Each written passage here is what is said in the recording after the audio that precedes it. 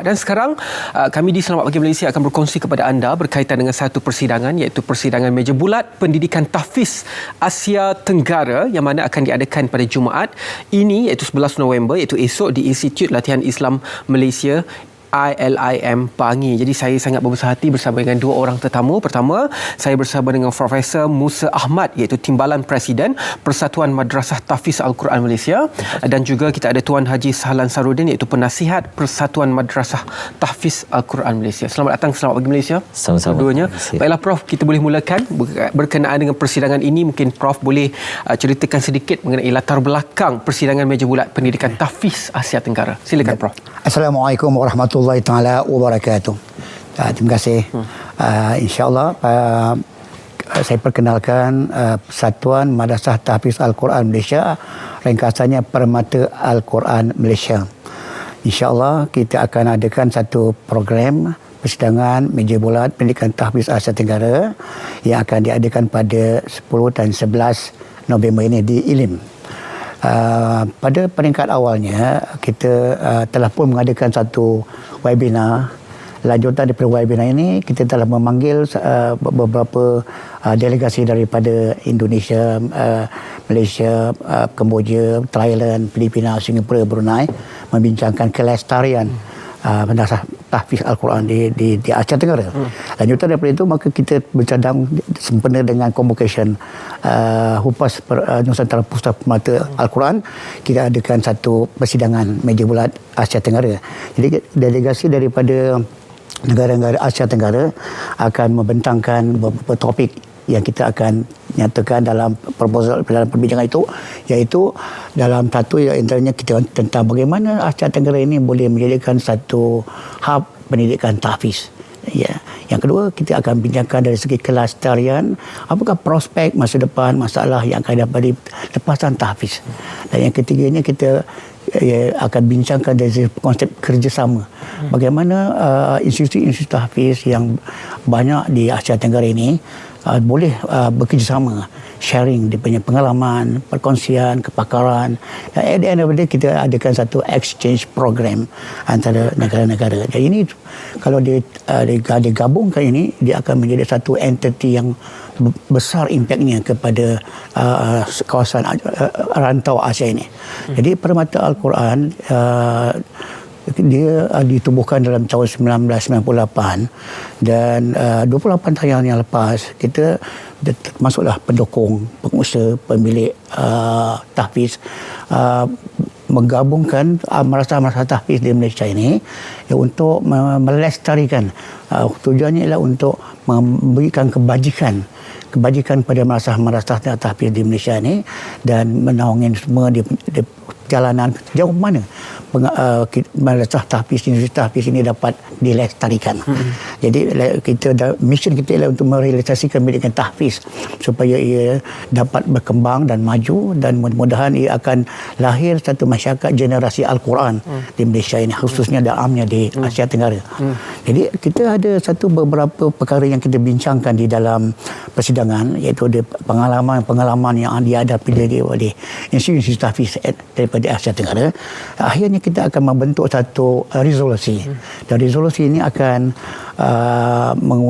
dikemukakan, kita bermuafakat untuk mewujudkan satu persefahaman, satu memorandum persefahaman untuk mewujudkan satu majlis tahfiz Asia Tenggara.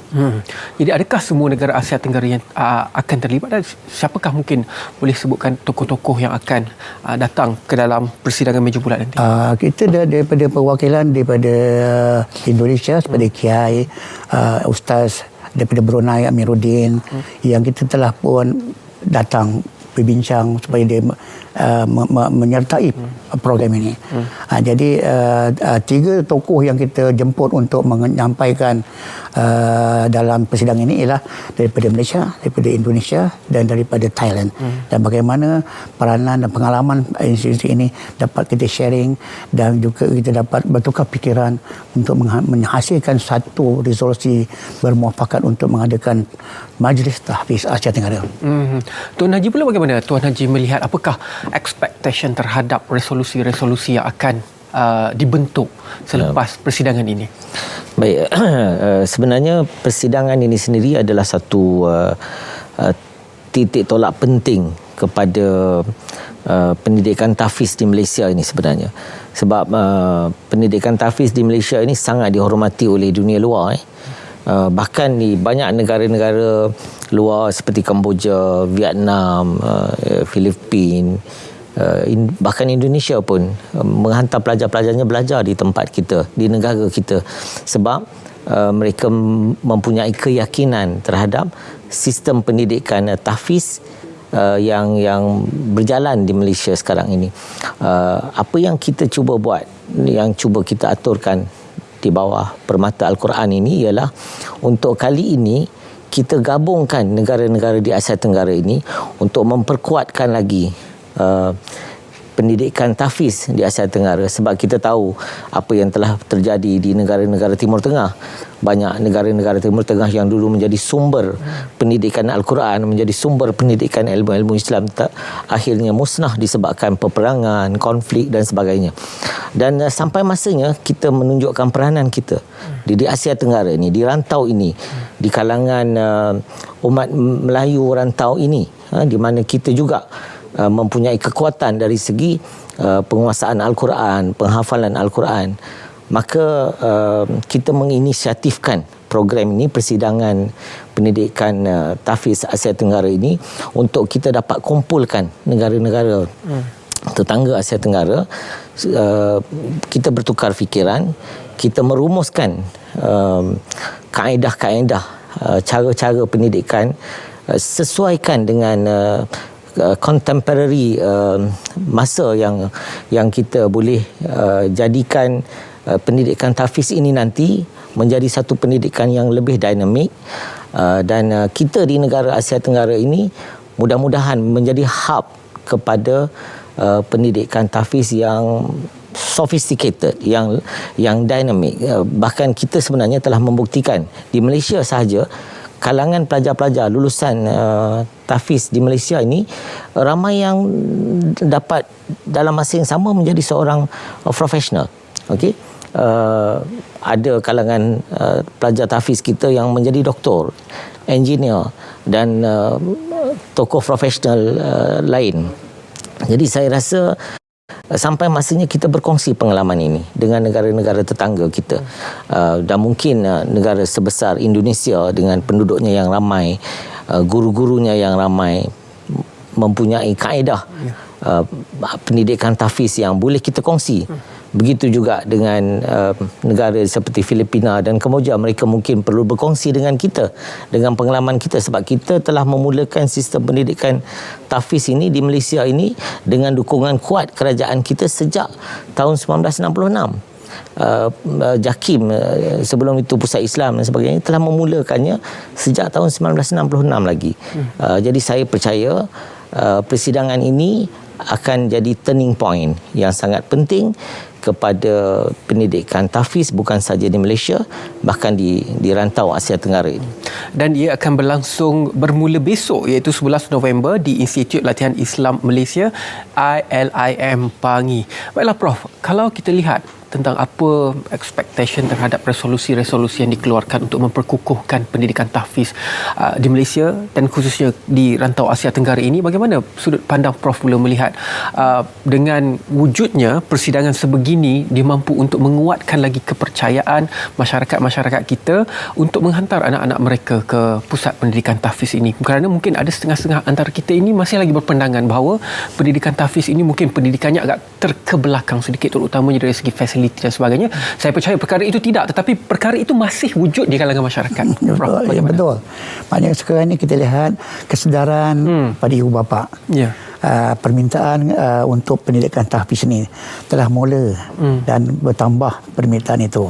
Jadi ibu bapa menghantar anak-anak dia, dan kesedaran ini mendorong mereka menghantar anak-anak belajar di institusi tahfiz, di madrasah tahfiz, supaya anak-anak mereka ini dapat hal tujuannya melahirkan sehufaz ataupun generasi Al-Quran yang mantap Al-Quran, akhlak mulia, dan dia akan menjadi satu aset kepada negara, iaitu sebagai tonggak pembangunan insan negara.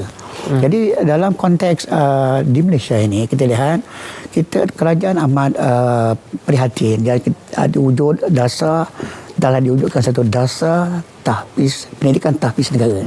Dan di situ dasar ini adalah sangat cantik digubal untuk memberikan satu ruang lingkup kepada madrasah tahfiz supaya terus bergerak dan dapat diperkasakan, diarus perdanakan dalam masyarakat. Jadi lahirlah sekarang ini maknanya institusi tahfiz yang modelnya adalah model tahfiz dinia, ada model tahfiz yang di Turas, ada model tahfiz kemahiran. Jadi model-model ini telah dibangun dan ditekankan dalam dasar tahfiz negara, pendidikan tahfiz negara. Ini memberi ruang kepada lepasan pelajar-pelajar ini kepada melanjutkan pelajaran ke dalam bidang yang lebih tinggi. Saya ada contoh bagaimana tahfiz ini perlu ada elemen teknologi. Sekarang kerajaan telah pun membawa satu pendekatan tahfiz Tibet, contoh. Atau tahfiz kemahiran. Betul. So jadi elemen kemahiran, elemen skill dalam pendidikan tahfiz itu, elemen Tibet dalam tahfiz itu dimasukkan supaya sampai masanya hufaz atau tahfiz, ada al-hafiz, dia mesti ada keterlibatannya dalam elemen-elemen IT dan elemen teknologi supaya dia akan menampilkan satu golongan tahfiz yang profesional di masyarakat, dan mereka inilah akan jadi tonggak dalam human capital negara yang terbaik. Ya, dan jika kita doakan supaya persidangan meja bulat pendidikan tahfiz Asia Tenggara ini akan berlangsung dengan lancar. Terima kasih banyak-banyak kepada Profesor Musa Ahmad, Timbalan Presiden Persatuan Madrasah Tahfiz Al-Quran Malaysia, dan juga terima kasih juga kepada Tuan Haji Sahlan Sarudin, iaitu Penasihat Persatuan Madrasah Tahfiz Al-Quran Malaysia, kerana sudi bersama-sama dengan Selamat Pagi Malaysia.